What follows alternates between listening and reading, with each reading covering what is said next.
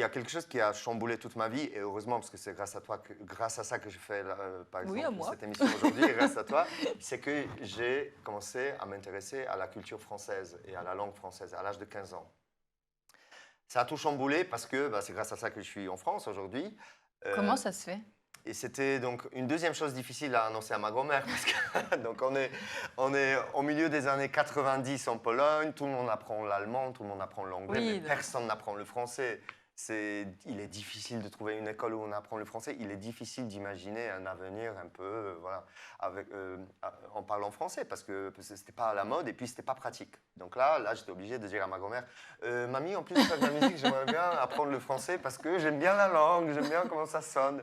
mais comme Euh, ça, d'où ça te vient? non, non, je sais d'où ça vient. Ça vient de la musique quand même.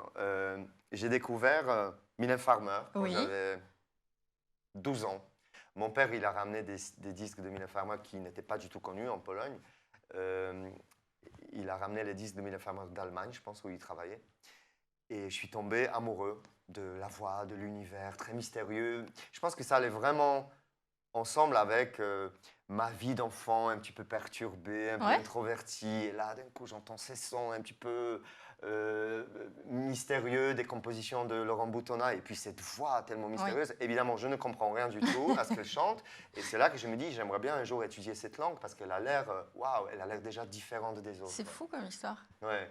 Et là aussi, j'ai réussi. Donc, à l'âge de 14 ans, quand il était moment de choisir mon lycée, j'ai dit à ma grand-mère que j'allais choisir un lycée où on pouvait apprendre le français.